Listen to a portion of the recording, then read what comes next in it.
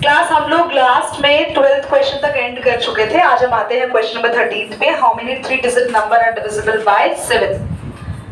बहुत आसान क्वेश्चन है और बहुत ध्यान से समझेंगे इसको। फोकस यहाँ पे एवरीवन, परमिंदर फोकस।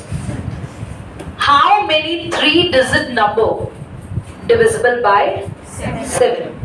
पहले तो ये बताओ कि 3 डिजिट के नंबर शुरू कहाँ से होते हैं? Very good. खत्म कहाँ होते हैं? 999 पे। तो मुझे पता नहीं है कि इनमें से कौन कौन से नंबर हैं जो 7 से डिवाइड हो। तो आपके पास एक ट्रिक है, यहाँ पे 7 से डिवाइड भी आ सकता है क्वेश्चन, 5 से डिवाइड हो, 4 से डिवाइड हो, ऐसा भी बोल सकता है 7 का मल्टीपल या 2 का मल्टीपल। मल्टीपल बोले या डिवाइड बोले, काम यही करना है जो सिखा रही हूँ। सबसे पहले चेक करो कि पहला 3 डिजिट का नंबर 7 से डिवाइड हो रहा है, रफ में करके देखो। 7 1 7 बचा 3 और 0। अब मैं ट्रिक बता रही हूँ, तुम लोग तो पेपर में ही करोगे। अच्छा 100 नहीं हो रहा दीदी, 101 करेंगे, फिर हम 102 करेंगे, फिर 103 करेंगे, ऐसे पागल हो जाओगे तुम लोग। सीखो, 100 से छोटा तो लेना नहीं है, 100 से तो 30 से छोटा नहीं लेना। 30 तो 7 के टेबल में नहीं आता, पर 30 से जस्ट बड़ा नंबर 7 के टेबल में आता है 35। तो इसका मतलब इस 0 की जगह क्या आना चाहिए था? जो 0 निकल कर आ रहा है नीचे, इस 0 की जगह क्या आना चाहिए था? बोलो 5 आना चाहिए था। तो यहाँ पे 0 की जगह होना चाहिए था। मिल गया मुझे पहला नंबर। सबसे पहले पहला 3 डिजिट का नंबर आप 7 से डिवाइड करें। अगर वो नहीं हो रहा है तो आप ये देखो, अगर 100 नहीं हो रहा था ना, तो 100 से बड़ा बोलो क्या होता? 101। मैं नीचे 1 लेकर आती, क्या होता 31 7 से? नहीं। 102 होता, नहीं होता। 103 होता, नहीं होता। 104 होता, नहीं होता। 105। पहला नंबर मिल गया। अब एपी बना लो आप लोग। दीदी एपी बना ले, क्या बात कर रहे हो? अरे आपको 7 का टेबल नहीं आता? 7 1 7 7 2 14 7 3 21, कितनी का गैप चल रहा है भाई? तो अगर मैं यहाँ भी 7 का टेबल चलाऊंगी, 7 के डिविजिबल लिखूंगी, तो पहला मैंने लिखा 105, 7 ऐड करते जाओ, क्या होगा अगला? And so on. अब मुझे ये बताना है कितने नंबर है। क्लास जब भी पता लगाना होता है ना एपी में कितने नंबर है, तो आपको एपी का आखिरी नंबर पता होना चाहिए। तो आखिरी तो दीदी 999 है भाई। 999 चेक करो 7 से डिवाइड होता है क्या? ये एपी में आना चाहिए, करके देखो, रफ में देखो।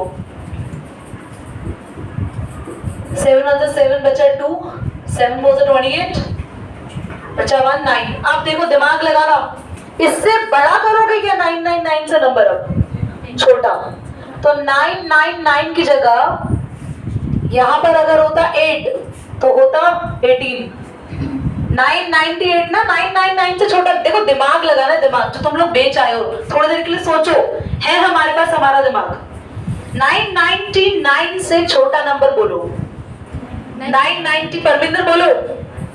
998, 8 आता नीचे, 18 आता है 7 के टेबल में 18। और बोलो 990 17, 996 16, 985 15, 994। मिल गया पीछे से नंबर मिल गया। पहला नंबर कौन है? यहाँ पे खत्म हो गए 7 के मल्टीपल्स। तो आपको करना क्या है, आप पहला नंबर डिवाइड करो, नहीं हो रहा है तो उससे बड़े बड़े बड़े नंबर ढूंढो, और फिर आखिरी वाला डिवाइड करो, पर नहीं हो रहा है तो उससे बड़े मत ढूंढना। आप 1000 पे पहुंच जाओगे 4 डिजिट के नंबर पे। आपको 3 डिजिट के नंबर तक रहना है, इसीलिए तुम्हें बुलाया कि आज के क्वेश्चंस इंपॉर्टेंट है। तो आपको पूरी एपी मिल गई। अब इस एपी में कितने टर्म्स है दीदी? मैं ना ऐसे 7 7 करके गिनूंगा और मैं गिन गिन के लिख कर आऊंगा, है ना? लकी जी नहीं, कौन बोल? तो इधर देखो 105 112 119 एंड सो ऑन 777 हम लोग ऐड करते रहेंगे। तो हम ऐसे एपी नहीं ढूंढेंगे, थोड़ी देर। तो हम लोग आखिरी वाले को एन मानेंगे, लेट करेंगे। an is equal to, an का फॉर्मूला है a plus n minus 1d। a 105, n हमें निकालना है, d 77 का डिफरेंस चल रहा है, पता ही है। तो n आप खुद से फाइंड कर पाएंगे? बोलो पहले 105 उधर माइनस कर देना, बेटा जो माइनस करके आएगा 7 से डिवाइड, फिर 1 ऐड कर दो, हो गया थोड़ा। सो सारे स्मिथ यहाँ लिखेंगे। So we have the next question. How many multiples of 4 lie between 10 and 250? बिल्कुल सेम क्वेश्चन यही है, आप सबने कर लिया होगा। तो n minus 1 7, यहाँ पे बचा 889, 7 से डिवाइड हो गया 127 और माइनस 1 उधर जाके प्लस हुआ 128। n 128 लिखोगे तो लिखेंगे there are total 128 terms in given AP, या फिर आप लिख सकते हो there are total 128 3 digit number can be divide by 7। ठीक है, आए बच्चे क्वेश्चन नंबर 14 पे।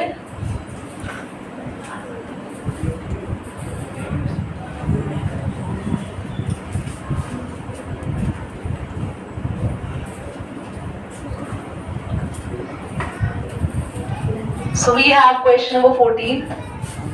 क्वेश्चन नंबर 14 कह रहा है 10 से 250 के बीच में कितने ऐसे नंबर हैं जो 4 से डिवाइड होते हैं या 4 के मल्टीपल है।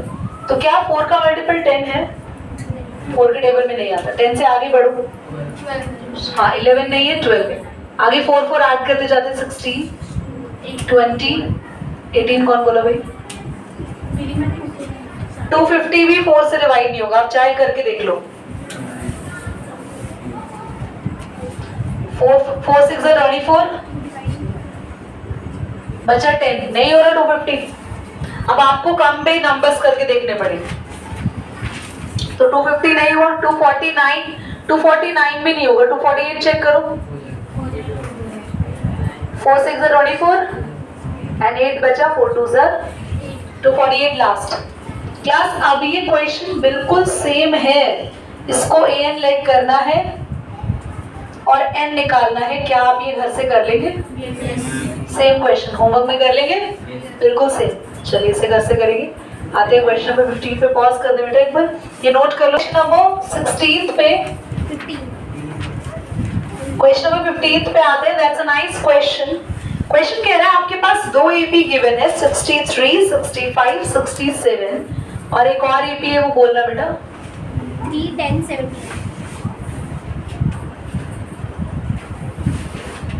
दोनों एपी में आपको ये बताना है कि इन दोनों एपी की कौन सी टर्म सेम है। मतलब इनमें कोई आगे टर्म आएगी जो सेम होगी।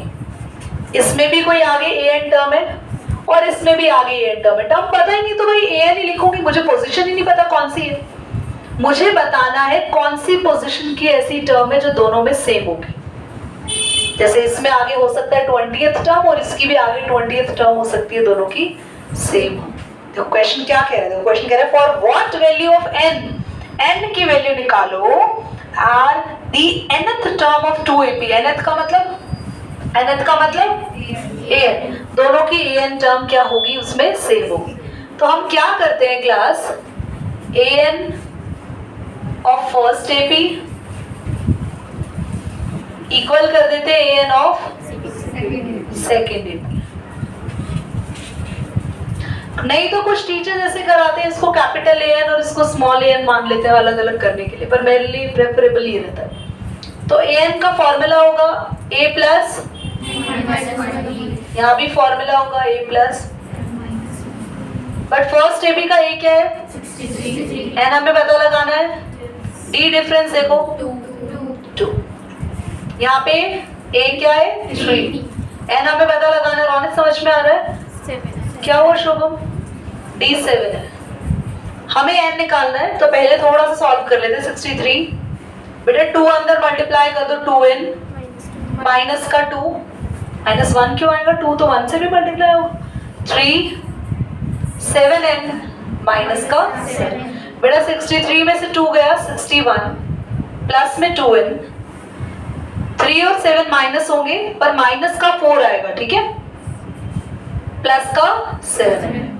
कोशिश करो n वाली चीजों को एक साथ कर लो। तो 61 आपके पास यही है, माइनस 4 इधर आके प्लस 4 और 7n यही है, प्लस 2n यहाँ आके माइनस 2n हो गया।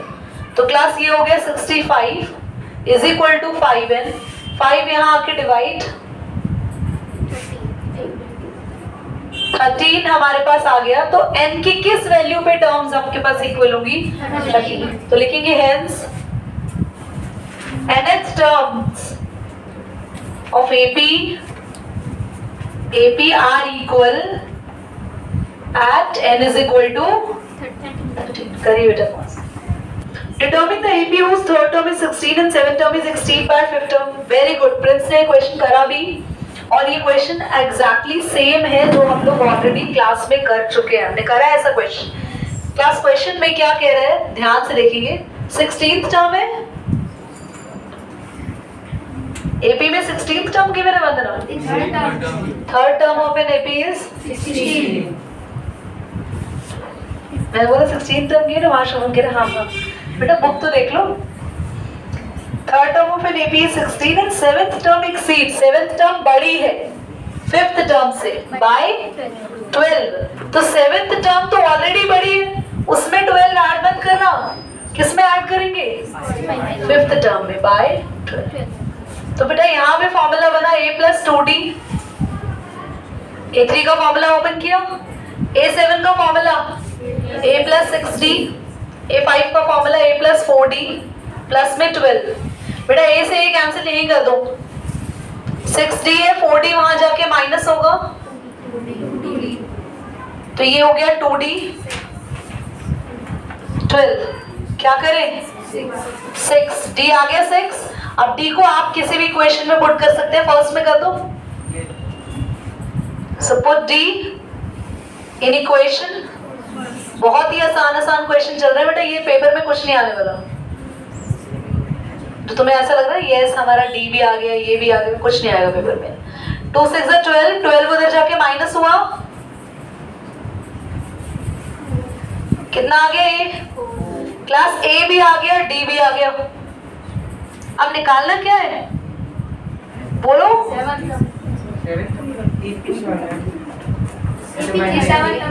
डिटरमिन द एपी, इक्वेशन के सबसे शुरुआत में पढ़ो, एपी निकालनी है। एपी की पहली टर्म आ गई 4, बाद में डी ऐड करते जाओ।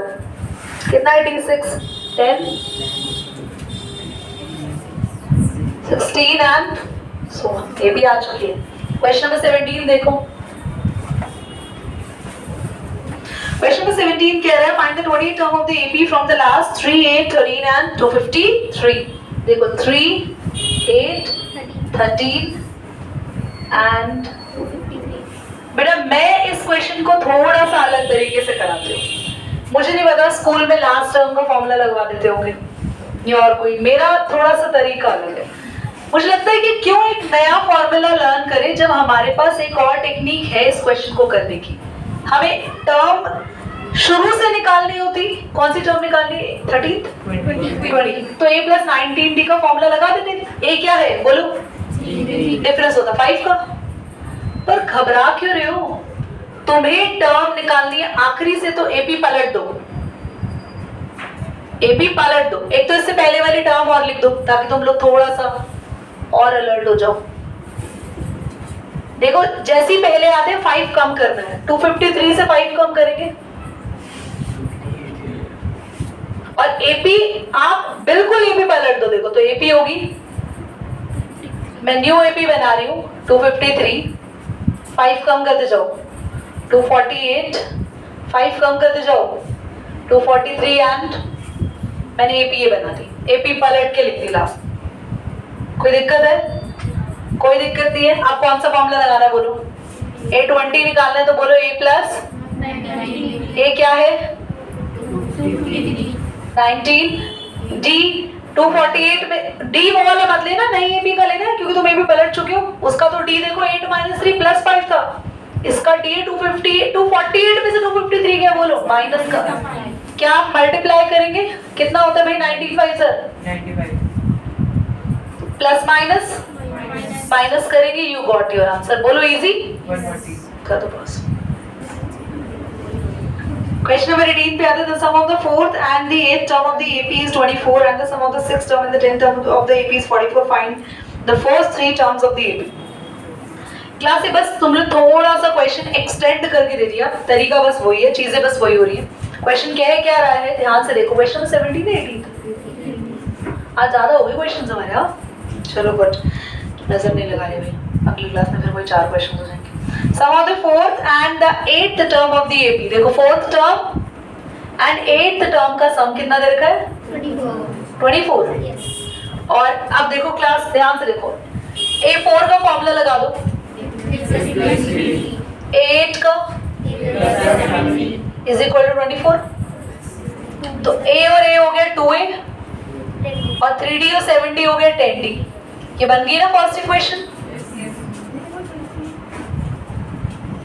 ये 2A, हाँ यार बोला बोल के भी 20 लिख दिया मैंने, बताओ दिमाग मेरा डोरमेंट स्टेज में पहुंच गया। बताओ कौन सी दो टर्म का सम? 6 और 10 6 और 10 कितना है? 44। तो बेटा A6 को लिख देंगे A प्लस 590 और यहाँ A plus 90 is equal to 44। 2A 9D और 5D 14D हो गया बेटा। क्या ये कोई डाउट है यहाँ तक? बस हमने टर्म्स लिखी, जैसा क्वेश्चन कह रहा है इनका सम ये है, उसका फॉर्मूला खोला, A और A को ऐड किया और D वाले पार्ट को ऐड किया। क्या इसमें एलिमिनेशन लगा दे अब? 2A plus 10D is equal to 24। 2A plus, बच्चे साइन चेंज करेंगे, ये हट गया। 14D में से 10D गया, माइनस का 4D, यहाँ पे क्या होगा? माइनस का 20, माइनस से माइनस 4 से 20 D5। अब आप D को किसी भी इक्वेशन में पुट कर दो, फर्स्ट में या सेकंड में, तो put D is equal to 5 in equation 1। 2A plus 10D is equal to 24। D कितना है बच्चों? 5। कितना आएगा? 10 5 50। 24 माइनस कितना आया? माइनस का 26। 2 से ये कैंसिल हुआ, माइनस का 30। बेटा A आ चुका है, D आ चुका है। अब A और D आ गए तो पहली 3 टर्म पूछी हुई है। पहली टर्म है -13, सेकेंड टर्म क्या होगी? बार बार D ऐड करते जाओ, -13 प्लस का 5, बोलो माइनस का 8, फिर माइनस का 8 और करो उसमें प्लस 5 ऐड, माइनस का 3 एंड सो ऑन। समझ में आया? और अगर एक एक करके फाइंड करने को बोला जाए तो A आ गया -13 फर्स्ट टर्म, सेकेंड टर्म का फॉर्मूला -13 प्लस 5, फिर कर देना आप माइनस का 8, और A3 का फॉर्मूला बोलो -13 5 2 तो कितना आएगा? 15। ये क्या हो गया?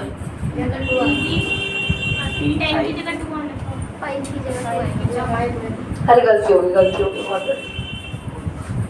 20 माइनस 13 तब भी गड़बड़ हो रहा है। 1 मिनट, 2 ये रहा, D5 है।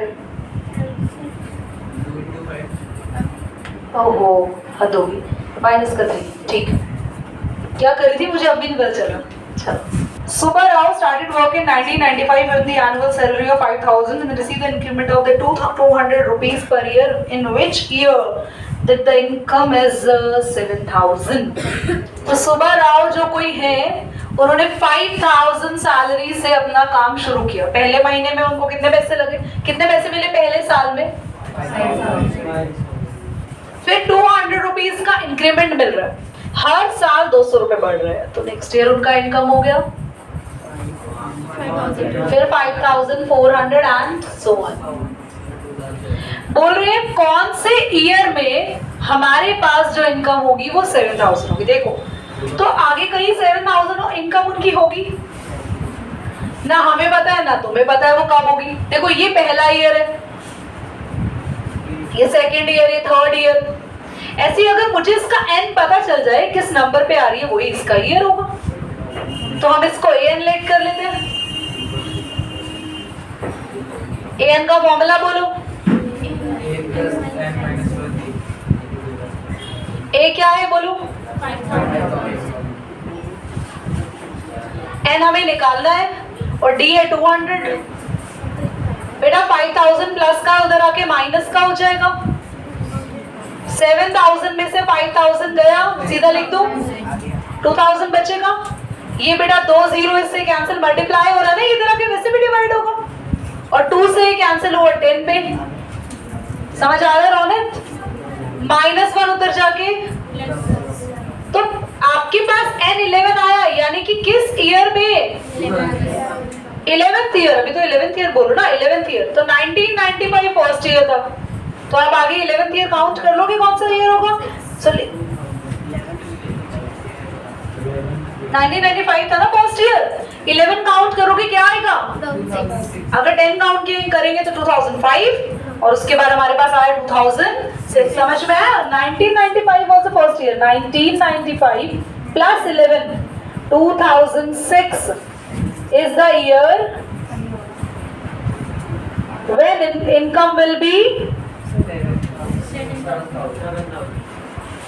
बेटा अब एक लास्ट क्वेश्चन रह गया, मेरा मन था कराने का कंप्लीट, बट कोई बात नहीं, उसको रहने दो। आप लोगों को नेक्स्ट क्लास में करा देंगे वो, और आपका नेक्स्ट क्लास में टेस्ट है।